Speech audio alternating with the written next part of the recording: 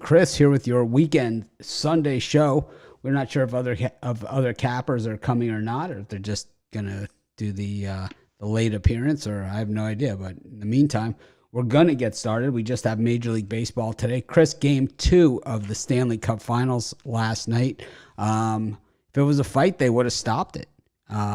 It was over early, and I don't watch hockey. I happened to brush by it because I knew it was on. I just wanted to check out what exactly was going on.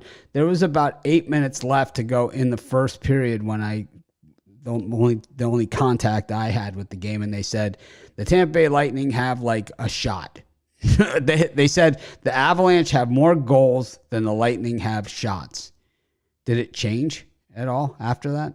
Because from looking at the final score, that's all I see is 7-0. Just it was a defensive battle. Just one touchdown scored in the game.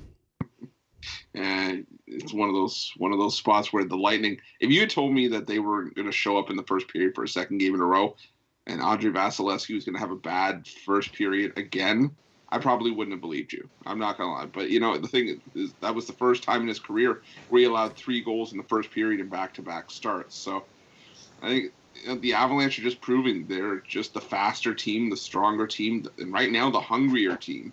And I just think that the Lightning sort of just, if they can get 3 in a row, they'll be happy to do it. But right now it looks like the Avalanche's time. Well, they go to Tampa Bay next. Any hope at all for the Avalanche here? I think I think there is. I think it's until the Avalanche or give us a reason not to back them. I think you have to. I know Tampa Bay in that New York series for the best part was the better team when they were on home ice, but yeah, I think until you get a reason not to back Colorado, I think you got to keep riding the Avalanche. They've just shown no reason to let up. How about you, Brian? Any thoughts on that one? Well, not to toot my own horn, but got a free pick with the Avalanche, right? But I think as far as Game 3 goes, I think I'm going to take a look at Tampa Bay. I mean, Lightning got absolutely embarrassed, 7-0. Now they're on their home ice. I think Colorado, when the series is all said and done, they're going to win the Stanley Cup. But I think Tampa Bay steals some games at home. I think they start with Game 3, so that's where I'm leaning here, Tampa Bay. I think everybody will be on Colorado, but that's just a hunch. Al Ninos, any thoughts on last night's starching by the Avalanche? Yeah, a couple. I got it all wrong, gotta admit. I thought the Lightning would bounce back, and I also came out here and gave the under as my play on the show, so I was wrong. And I also said, as Chris was saying too, that I thought the Lightning would at least get off to a better start, and that was definitely not the case. So wrong on all 3 counts there, and we'll definitely have to get back in the lab for Game 3. Well, when is Game 3? I know we get a couple Monday. Days off. Yeah. Monday. Tomorrow.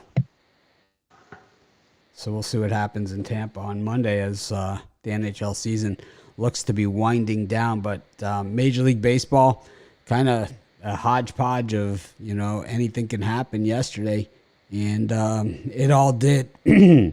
But the only big non-surprise, Johnny Cueto, looking like that first ballot Hall of Famer that he is, just taking Justin Verlander and the Astros behind the woodshed on that one.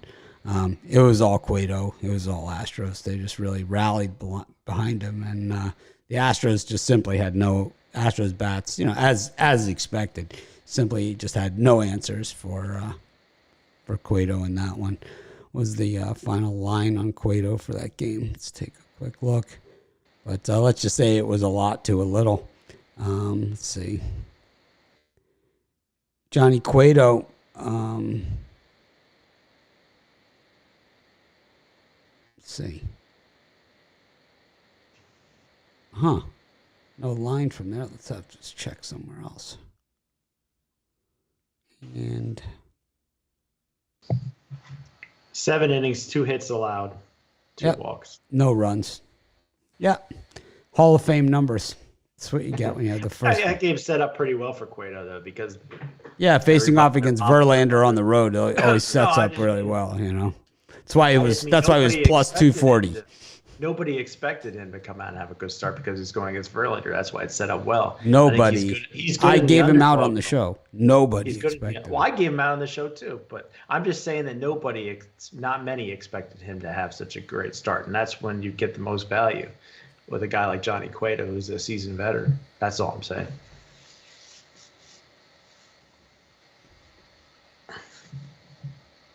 All right.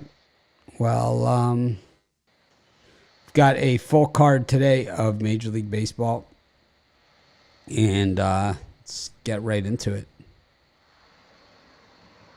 Got the Nationals and Phillies starting soon. We've got the Pirates and the Giants, and the Red Sox and the Cardinals. Brian?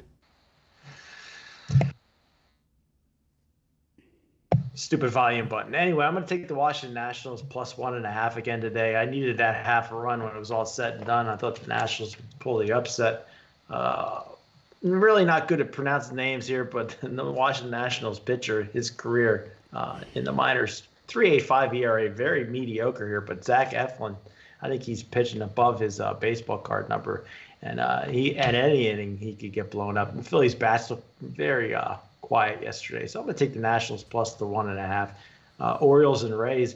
Now I'm seeing Voth listed as the Baltimore Orioles starter. I thought it would be my guy Jordan Lyles here, but you got to go with the Tampa Bay Rays here with Corey Kluber on the mound. He's not the most fantastic starting pitcher for Tampa Bay, but I think the Rays get another W here at a light price.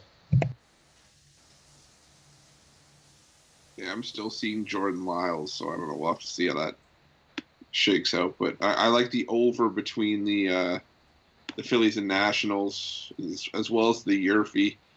Zach Eflin, all of his struggles have come on the road this season. A 7.12 ERA, an 0-3 record. And Jackson Tetreault, he has decent minor league numbers, but I don't know if that's going to be able to carry over here. I think the Phillies could get a few off of Tetreault. I like the over 9.5 there. I like the San Francisco Giants, minus a half run, first 5, run line, full game, whatever you take in that one. I don't love Alex Cobb, but better option than Mitch Keller, so give me the Giants there. And I'm going to go with the over 9 between the Cardinals and the Cardinals and Red Sox, excuse me. Decent pitching matchup, but I just think this is a spot where the offenses come out to play on Sunday, and we get a game that finishes in double digits. So give me the over between the Cardinals and Red Sox. Jovan? Yeah, I'll take the Phillies Nationals over in this one. Jackson Tetreault, first start, not good, 7 runs, 4 innings or whatever. And Zach Eflin, he'll give up a 3 spot. So with the added with the bullpen, what these bullpens could do, I'll take the over. I feel comfortable with that one. And the Giants, I'll take the Giants first 5, get in, get out real quick with them. Mitch Keller's on the mound. He should give up some runs. El Niños? I like the overs here. Over in the Your mic is like off.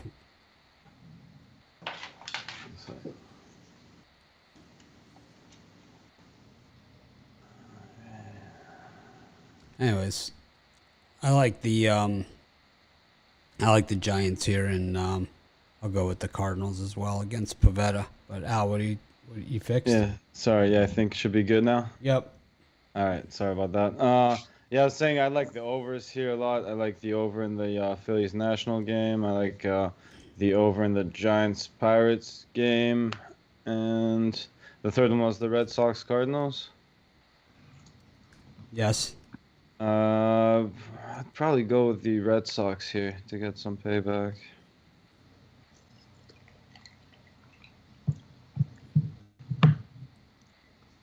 All right. Brian, what are you selling today? Well, I got my revenge 3-pack off a brutal day yesterday. You can get my 3 best bets, all of them Major League Baseball underdogs for $50, or my best bet, my titanium play for just $15. Make sure you check it out. Pickdogs.com, premium picks. Jovan? For me, yeah. Oh, it's Jovan. Yeah. up. Okay. Yeah, I got my Show Me the Money Sunday MLB 5-pack. I also have my single plays up on the website, led by my laser show. So yeah, check it out. $49.99 for the 5-pack, $19.99 for the laser show. Chris? And for me, I got my $15 pickoff play, and then I also got my Sunday Shift 3-pack for $39.95. Pickoff play sold separately from the 3-pack today, so 4 plays in total, or you can go long term as well at Pick Dogs Premium. El Ninos. Yeah, put my 5-pack out. I do have an extra play as well for everyone on the long-term passes. Also got a 3-pack if you're looking for less action. All right, I got tons of picks today, but I have a 3-pack and a my $15 big play. Of course, use the code June10. Get 10% off all of your purchases in June. But let's get to our next set of games. We've got the Orioles and the Rays. We've got the Blue Jays and the Yankees and the Reds and the Brewers. Al, who do you like?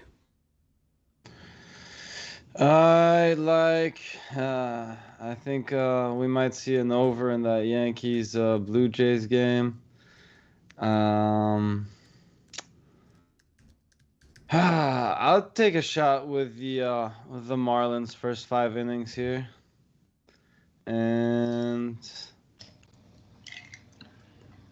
yeah, I guess that's about it for me here. Okay, Chris. Yeah, for me, I'm going to go with the Tampa Bay Rays and the money line. With that uncertainty for whoever's starting for Baltimore, even if it is Jordan Lyles, I still think Corey Kluber has the stronger bounce back start here, and I just think the Rays need the win a little bit more to keep the momentum going. So I'm going to take the Rays there. I'm going to take the over 9 between the Yankees and Blue Jays, and so I think it's just going to be a higher scoring game in that one. Jovan. Yeah, not that I like Adrian Hauser and all that, but I just can't back Mike Minor. You've seen Cincinnati give up 2 games. I think yesterday going in, they had a good chance to win, but they put up a dud. So I'm on Milwaukee to believe they'll get the sweep if they win today. So think they get that done.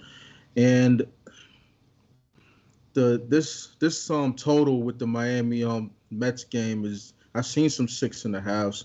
7, 6.5. Don't like it at 6.5, but he'll be a lean. I'll take the under full game in that one. Brian. I'm gonna agree with Jovan here. Even though it's probably slightly public, I would take the Milwaukee Brewers here on the money line. Hauser, even though he's had 2 rough starts in a row, a much stronger starter than Minor, who might be the worst starter in baseball. Brewers, I trust their bullpen.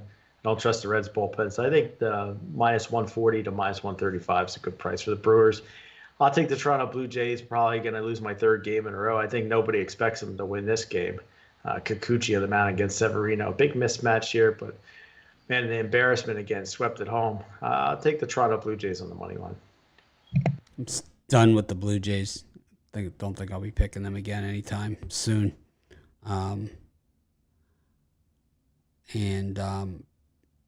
Jordan Lyles, I mean, he had like a good couple starts, but it's all coming undone. 4 runs, 6 runs, 4 runs, 3 runs, 3 runs. I mean, it's not pretty. And we saw the Orioles get out of trouble in the first inning yesterday, and then the second inning kind of all collapsed on them. I think we see a lot of the same.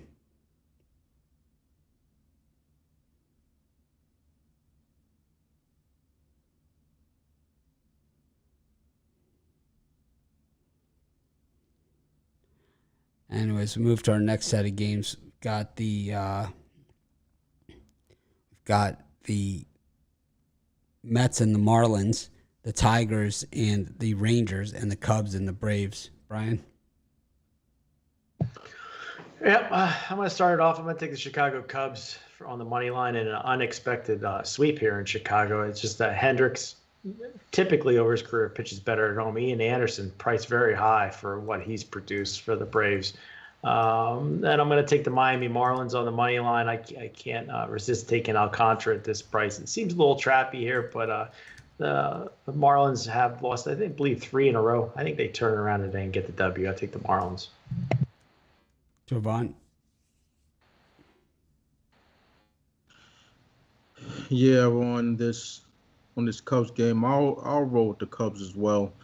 You know, I just think that with Atlanta coming off that 14-game winning streak, just let down weekend for them, against the Cubs. So, I think I think they get swept. To tell you the truth, it's not like Kyle Hendricks is pitching all that well, even at home, but he has a history of doing it, and it's a good spot with Ian Anderson on the mound. I think well, not check that, but I think Ian Anderson will give up some runs in this one. So, Cubs swinging a good bat, relative to the series. So I think they get it done. Brian. Oh, Chris. I'm going to go with the Miami Marlins as well. Sandy Alcantara, at 2 ERA just over 2 on the road this season. I think it's just all about if the Marlins can run support, because that's always been the issue when Alcantara wasn't able to get the win. And I think he can against Chris Bassett, who's been more than hittable this season. So I'm going to go with the Marlins in that one. I'm going to go with the Yerfie between the Texas Rangers and Detroit Tigers. I think Drew Hutchison on the mound for the Tigers. They're prone to give up at least 1 run against this powerful and potent Texas Rangers lineup that can really, really hit the ball hard. And I'm going to go with the Chicago Cubs as well. This is just more for me about not wanting to lay minus 161 with Ian Anderson on the road, even if the Braves are the better team. They haven't looked like it in the first 2 games of this series. And like a couple of guys already said, Kyle Hendricks has had a history of pitching better at Wrigley Field. I think if he can deliver a capable start here, the way the Braves bats have dried up in the first 2 games, I think the Cubs could actually pull off the sweep here. El Ninos. I like the over in that Cubs Braves game. I think we might see some runs, a lot of runs there actually, and probably think the Rangers get one here. So I'll take the Rangers on the money line. I like the Rangers here as well against Tigers, and I like the Cubs with Hendricks against Ian Anderson, who's been pretty much a mountain of disappointment as a number 3 overall draft choice. Go to our next set of games: Rockies, Padres, A's, Royals, and Mariners. A's. Brian, what do you think of these 3? The price is very high here for the Seattle Mariners here, but it's tough not to back Logan Gilbert here. 7-2, 2.22 ERA and a WHIP of right under 1. With the Mariners losing both games at doubleheader yesterday, was it a doubleheader? I think the Mariners come in and get the W, but I'm going to lay the 1.5 here to take away that juice. A little bit too juicy. Jovan. Yeah, I'm also on the Mariners, but I'll take them first 5. For some reason, I could see a 1-run game when it's all said and done if it's full 9. So I'll take them first 5, leave the bullpens out of it, or at least the Mariners bullpen out of it. That's it. Chris? Yeah, I like I'm with Jovan. I like the Mariners first 5 as well. I just think that, take out the uncertainty of any bullpen action. Logan Gilbert's just been really good at home this season, and I don't know what we're going to see from Kenny Rosenberg. So give me the Seattle Mariners first 5, and give me the over 7.5 between the Royals and A's. Brady Singer, I think even against the Oakland A's, he's capable of getting touched up at any time. We've seen it in certain spots this season as well. And Jared Koenig just hasn't been able to translate his success from the minors to the majors just yet. It could come eventually, but I think this is just one of those games that feels like it gets into double digits. So give me the over between the Royals and A's. El Ninos. I'm gonna have to completely agree with the guys here. I like the Mariners first 5, and not quite as much. I mean, definitely the Mariners' first five is a stronger play here, but yeah, slightly into the over there in the Oakland Royals game. Just the offenses aren't very good, but these pitchers, yeah, I think they might make them look good tonight. But again, it's not a huge play for me.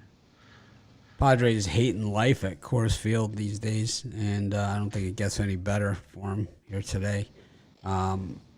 Oakland simply doesn't want to play anymore. They've tapped out. Combination. They traded any guy that was worth anything as soon as the lockout was over. Day one, they started trading away anyone that was, that they get anything back for at all.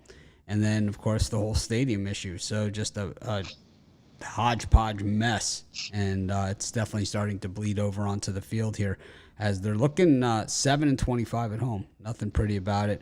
Kenny Rosenberg, we've seen him. He stinks. I mean, this guy, he's got to be. And Brian's like, he's probably not ready to bet on him just yet, but he's definitely on. He's on. He's got it's in the bullpen. He's got the antlers, the radar out for him. Brian's got his Kenny Rosenberg jersey in the mail coming. It's like Brian's thinking. He's like, Rosenberg, you're in. What is the line on Rosenberg? Let's see what we had on him. 1 inning, 2 hits, a run, 2 strikeouts, and a walk. You say Heisenberg or Rosenberg? Rosenberg. Got a better chance with Heisenberg. 6 innings, 7 hits, 5 runs, all earned, 3 walks, 7 Ks, and a dinger. Yeah, those are Bittler. Those are. Surprised you're not snuggled up with him under the blanket before the game. I mean, well, you do have your guy Andrew Heaney going today. I know that you're. My guy went yesterday. 7 innings, 2 hits, no runs. Got the win in his Hall of Fame career. Just putting the exclamation point on the Hall of Fame career. Just putting it in the career notes. Got the Diamondbacks and the Twins, 2 teams that just refuse to win back-to-back games. I mean, these guys, we might go through a month with neither of these teams winning back-to-back. We've got the Dodgers and the Guardians. Al Ninos' favorite there, Shane Bieber. And then the White Sox return to the scene of the crime, take on the Astros. Al Ninos, what do you think of these 3? I think we see the over in that Dodger game. That's what I really like here. Shoot, I'd probably have to lean to the. I don't want to do it. I would take the. I guess. No, I just like the over here. Over in that Dodger. And then over in maybe the Dodgers. Over in Dodgers Guardians. Yeah. And then I think with Ramirez sitting and Mookie Betts out. Sure. Okay. I think the Dodgers get to Bieber here. All right. Yeah. Okay. And I like the Twins as well. And the last one, tough. I'm gonna stay away from the last one. But I like the Twins as well. Ruffalo.